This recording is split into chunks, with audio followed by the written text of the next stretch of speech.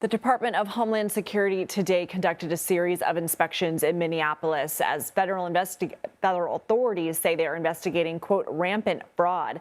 CBS News immigration and politics reporter Camilo Montoya-Galvez is following this for us and joins me now. So more than 30 inspections today across Minneapolis. What more do you know?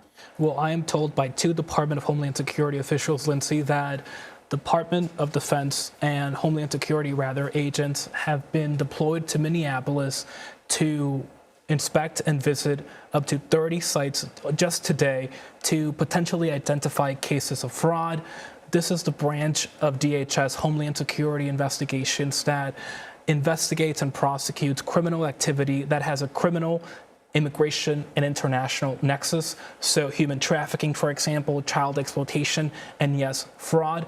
But under the second Trump administration, importantly, Lindsay, this branch of DHS has increasingly focused on immigration enforcement at ISO to find, identify, and ultimately deport people suspected of being in the country illegally. And I asked a senior DHS official if the effort today in Minneapolis is designed to combat fraud or to carry out the president's mass deportation agenda, and the official said a little of everything. So that underscores, to me at least, that this is a wide-ranging operation that could implicate the fraud allegations we're seeing in Minneapolis, but also the administration's efforts to ramp up immigration enforcement across the country.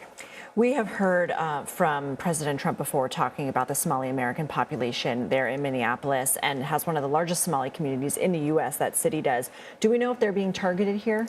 It's a critical question. We should underscore that ICE had undertaken and launched a separate operation in November targeting people in the Minneapolis region who have pending deportation orders, some of them of Somali descent. That operation is still ongoing, and ICE officials are still arresting some individuals who, again, have been ordered deported by a judge under that effort. But I should underscore that the Homeland Security agents who are conducting the inspections today also have legal immigration authority to arrest and identify people who are in the country illegally. It's important to note also that many of the Somali immigrants in this region of the country do have legal status, so they cannot be arrested and deported unless that legal status is revoked. The president has talked about ending the TPS, or Temporary Protected Status program, for Somalia, but that affects a relatively small number of people. Administration officials, Lindsay, have also talked about the idea of denaturalizing some of the Somali immigrants who are American citizens and who are implicated in any fraud allegations. And that is a possibility, but that effort typically involves a long and complicated process in federal court. Okay, Camilo Montoya-Galvez, thank you.